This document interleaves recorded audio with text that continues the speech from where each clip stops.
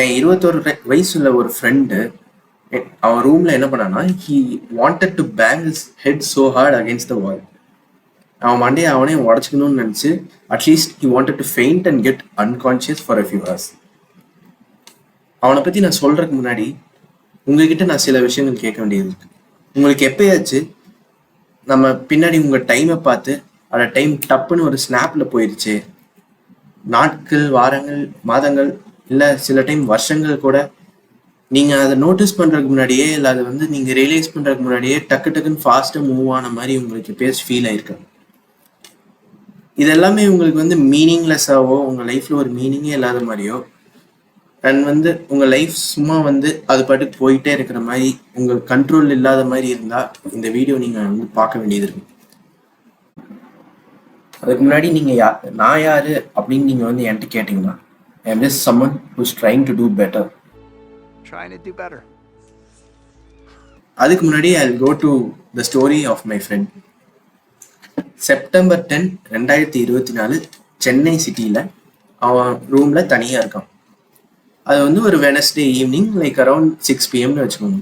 6 மணி நைட், கிட்டத்தட்ட ஈவினிங் நைட் டைமில் அவன் வந்து தனியாக ஒரு ரூமில் இருக்கான். அவன் ரூமு என்விரான்மெண்ட்லாம் nothing special to tell about it. எல்லாம் சேம் ஓல்ட் ரூம் தான், எல்லா ரூம் மாதிரி தான், எல்லா பேச்சுலர்ஸ் ரூம் மாதிரி தான் அவன் ரூமும் இருந்தது. Like mostly he's a minimalistic guy. கொஞ்சம் மினிமலிஸ்டிக்காக தான் இருப்பான். லைக் நிறைய திங்ஸ் வச்சுக்க மாட்டான், கசகசன்னு வச்சுக்க மாட்டான். ஸோ அங்கே வந்து தனியாக தான் இருந்துட்டு இருக்கான். ஆனால் அவனுக்குள்ள வந்துட்டு சோல் சக்கிங் ஃபீலிங், அந்த ஒரு பயங்கரமான பயம், ஒரு பயங்கரமான ஸ்ட்ரெஸ்ஸு, நம்ம ஃப்யூச்சரில் நம்ம என்னவா ஆகும் அப்படிங்கிற அன்சர்டன்டி அவனுக்கு வந்து அதிகமாக அவன் மைண்டில் வந்து அப்போ ஓடிக்கிட்டே இருந்தது. அவன் காலேஜ் முடிக்கிற கடைசி வருஷத்துல இருந்தான். கிட்டத்தட்ட வந்து இன்னும் ஒரு 6 மாசத்துல வந்து கிராஜுவேஷன் முடிச்சு ஜாப் போகிற நிலமையில இருக்கான். பட் அவனுக்கு என்ன பிரச்சனைனா, எந்த ஜாபுமே அவனுக்கு கிடைக்கல. அவன்கிட்ட வந்து அவன் பேசிக் ஃபுட் அண்ட் நீட்ஸை ஃபுல்ஃபில் பண்ணுறதுக்கு சரியான லைக் காசும் இல்லை. லைக் ஒரு பட்ஜெட்டில் தான் வாழ்ந்துட்டு இருக்கான். அண்ட் வந்து இன்னும் 2 நாளில் அவன்கிட்ட இருந்து கடைசி பணமும் வந்து தீர்ற நிலைமையில தான் இருந்தது. So he was going to go completely broke in just 2 days. இது மட்டும் இல்லாமல் அவன்கிட்ட ஒரு ப்ராப்பர் பிளானும் ஒரு ப்ராப்பர் ஐடியாவும் இல்லை அபவுட் அவன் லைஃப் அவன் எப்படி கொண்டு போகிறது அப்படிங்கிற ஒரு ஐடியாவே இல்லாமல் அவன் இருந்தான். அவன் மைண்டில் என்ன மாதிரி தாட்ஸ்லாம் போயிட்டு இருந்ததுன்னா, நான் வந்து ஒருவேளை தெருவில் போய் முடிஞ்சிடணும், or I just an insignificant soul on earth, ஒரு பயனில்லா மனிதனாக தான் நான் வந்து வாழ்ந்துருவணும் அப்படிங்கிற ஒரு கொஷின்ஸ்லாம் அவனுக்கு ஓடிட்டே இருந்தது. இப்போ வந்து அதில் எல்லாத்துலேயும் வந்து ரொம்ப வேர்ஸ்ட் ஆஃப் ஹிஸ் லைஃப் என்னன்னா, அவன் வந்து ரொம்ப அவனே தாழ்த்திக்கிட்டு he thought he was insignificant, ஒரு அன்வர்த்தியான ஆள், அவன் லைஃபே ஒரு மீனிங் இல்லாத ஒரு லைஃபாக அவன் வந்து அதை பார்க்க ஆரம்பித்தான். அண்ட் வந்து இதெல்லாம் எப்படி இதில் வந்து ரொம்ப நேரம் என்னால் எடுக்க முடியாது, இதெல்லாம் எப்படி சால்வ் பண்ணுறது அப்படின்னு அவன் யோசிக்கும் போது ஒரு பிளான் போட்டான். அந்த பிளான்ல என்னன்னா, இந்த ப்ராப்ளம்ஸ் எல்லாம் இதை வச்சு நம்ம சால்வ் பண்ணோம் அப்படின்னு நினச்சான். பட் அது பேசிக்காக அந்த ப்ராப்ளம்ஸ் சால்வ் பண்ணல, அதை எஸ்கேப் தான் பண்ணிருந்தான் அந்த பிளானை வச்சு. அவன் வந்து என்ன டிசைட் பண்ணான்னா, he'll watch reels for next 30 minutes to distract himself from the inner voice. நான் ரீல்ஸ் பார்த்து இன்னும் ஒரு 30 நிமிஷத்துக்கு என்னென்னானே எஸ்கேப் பண்ணிக்கிற அந்த ஃபீலிங்ஸ்ல வந்து என்னால் தாங்க முடியல அப்படின்னு சொல்லிட்டு டிசைட் பண்ணுறான். அந்த 30 நிமிஷம் முடிஞ்சதுக்கப்புறம் அவன் எதிர்பார்த்த மாதிரி இல்லாமல் அந்த ஃபீலிங்ஸ் எல்லாமே இன்னும் வேர்ஸாக ஆகுது. அவன் இன்னர் வாய்ஸ் வந்து இன்னும் ரொம்ப கிரிட்டிக்கலாக அவனை வந்து கம்ப்ளைண்ட் பண்ணி, நீ வந்து இன்னும் பெட்டராக பண்ணியிருக்கணும் அப்படிங்கிற மாதிரி அவன் இன்னர் வாய்ஸ் வந்து சொல்லிட்டே இருக்குது. ஒரு மாதிரி அன்னாய் ஆகி அவன் ஃபோனெல்லாம் கீழே போட்டு ஒரு புக்கை எடுத்து அவன் முன்னாடி அவன் டெஸ்கில் வச்சு உட்காந்து டிசைட் பண்ணுறான் தட் அடுத்த 1 மணி நேரத்துக்கு நான் ஒரு புக்கு படித்து நான் இந்த ஃபீலிங்ஸ்லேருந்து நான் டிஸ்ட்ராக்ட் ஆகி I at least learn something new அப்படின்னு டிசைட் பண்ணுறான். அவன் படிக்க அவன் ஃபோக்கஸ் எல்லாமே அவன் புக்கில் தான் இருக்குது. இப்போ வெளியே என்ன நடக்குது, அவன் வந்து காதில் எதுவும் கேட்கல, அவன் விஷன் எல்லாமே அவன் ஃபோக்கஸ் எல்லாமே அவன் புக்கு மேலே தான் இருக்குது. 1 மணி நேரம் கழிச்சு அவன் ஃபியர், அன்சர்டன்டி, ஸ்ட்ரெஸ் எல்லாமே ஓரளவுக்கு குறையுது. பட் அதெல்லாம் காஸ் பண்ண ரீசன்ஸ் வந்து அப்படியே தான் இருக்குது. அவன் எதுவுமே அதை சால்வ் பண்ணல. ஆனால் அந்த 1 மணி நேரத்துக்கு அப்புறம் ஒரு சின்ன மாற்றம் அவன் லைஃப்ல வருது. என்னன்னா, அவன் வந்து அவன் லைஃப் வந்து எப்பயுமே இன்சிக்னிஃபிகண்ட் அப்படின்னு நினைச்சிட்டு இருந்தான். அண்ட் எப்பயுமே வந்து அவன் லைஃப்ல ஒரு கண்ட்ரோலே இல்லாத ஒரு மனுஷனா தான் அவன் பார்த்தான். பட் அந்த நாள் வந்து அந்த 1 மணி நேரத்துக்கு அப்புறம் சம்திங் சேஞ்ச். அவன் கண்டுபிடிச்சது என்னன்னா, அதுக்கப்புறம் ஒரு ரொம்ப மொக்கையான நாட்கள்ல கூட ஒரு மீனிங் கண்டுபிடிக்கிற மாதிரி ஒரு விஷயத்த வந்து அவன் லைஃப்ல இம்ப்ளிமெண்ட் பண்ணான். அவன் லைஃப் வந்து ஏதோ வந்து ஒரு ஃப்ளோல போறது, நம்ம கண்ட்ரோல் இல்லாம போறது அப்படிங்கிறது இல்லாம அவன் லைஃப்ல ஒரு மீனிங் கண்டுபிடிச்சான். ஒவ்வொரு நாளும் ஒரு மூமெண்ட்ஸ் தட் மேட் ஹிம்செல்ஃப் அப்படிங்கிற ஒரு ஃபேக்டர்ஸ் சிலதை கண்டுபிடிச்சான். அந்த ஃபியர், அன்சர்டன்டி, அந்த ஸ்ட்ரெஸ்ஸு இதெல்லாமே அவன்கிட்ட இருந்தது. பட் அவன் ஒரு மனுஷனா அவனை வந்து உயர்ந்து பார்க்க ஆரம்பிச்சான்.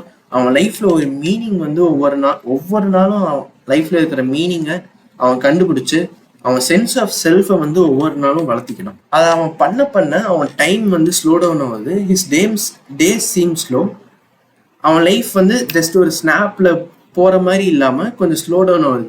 வீக்ஸ் எல்லாம் போறக்கே வந்து மந்த்ஸாட்ட ஃபீல் ஆகுது. And something change for ever. அதை அவன் எப்படி பண்ணான்னா ஒரே ஒரு விஷயம் தான் அப்ளை பண்ணான். அந்த ஒரு விஷயம் என்னன்னா, homework for life R the 5 minute ரூல்னு நீங்க சொல்லலாம்.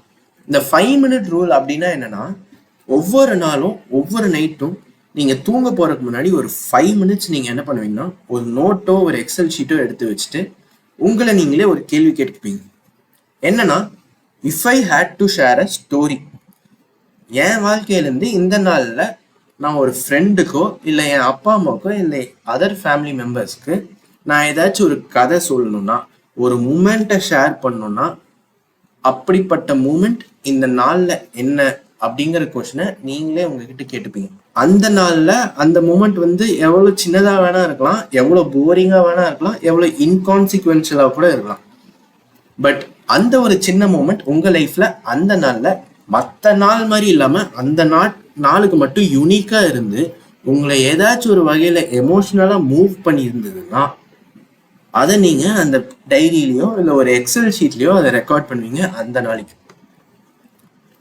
இப்படி உங்கள் லைஃப்பை ஒவ்வொரு நாளும் நீங்கள் ரிஃப்ளெக்ட் பண்ணி ஒரு 5 minutes வந்து நீங்கள் வந்து எல்லா நாளும் எழுத வேண்டியது இருக்கும்.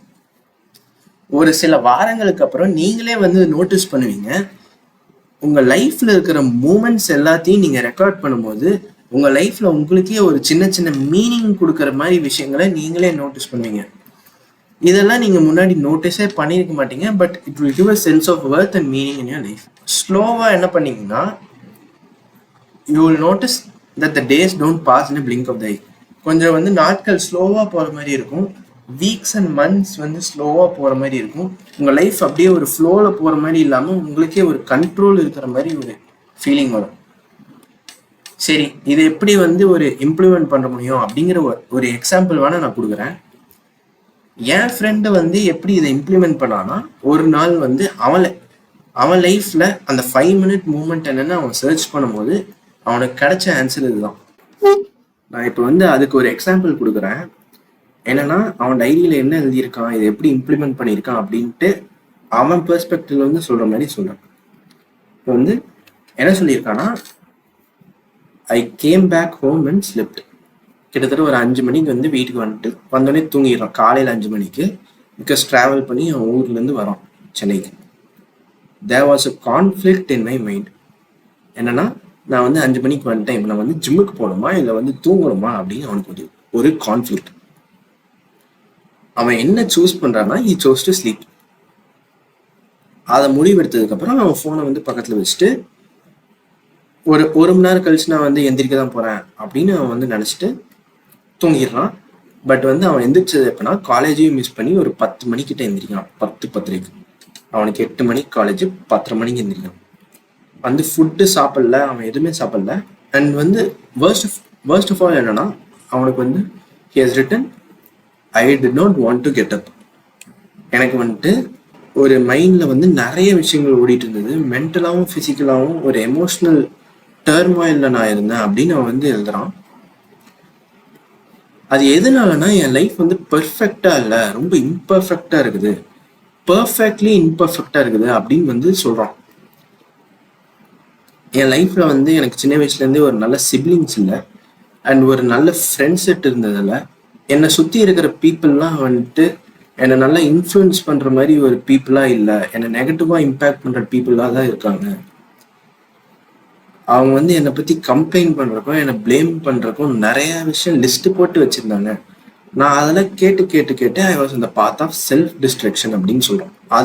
அதை விட எல்லாமே வந்து அவனுக்கு என்னன்னா, அவனுக்கு என்ன அவன் மைண்ட்ல ஓடிட்டு இருந்ததுன்னா, I did not have a single soul to place their arms around my shoulder. அவங்க கையை என் தோல் மேல போட்டு உன்னோட வேர்ஸ்ட்லயும் சரி உன்னோட பெஸ்ட்லயும் சரி நான் இருக்கேன் அப்படின்னு சொல்றதுக்கு ஒருத்தர் கூட இல்லை அப்படின்னு அந்த டைரியில எழுதுறான். இப்போ வந்து imagining this sounds nice but nothing change. என்னன்னா இதெல்லாம் நடந்திருந்தா நல்லா இருக்கும் அப்படின்னு ஒரு விஷுவல் திங்கிங்ல இருந்தா இதெல்லாம் நல்லா தான் இருக்கும். பட் வந்து இதெல்லாம் விஷுவல் திங்கிங்னால எதுவுமே மாற போறது இல்லைன்னு அப்பா அவனுக்கு ஒரு ரியலைசேஷன் வருது. அப்பா அவன் லைஃப்ல ஒரு மூமெண்ட் வருது. அந்த பர்டிகுலர் நாள்ல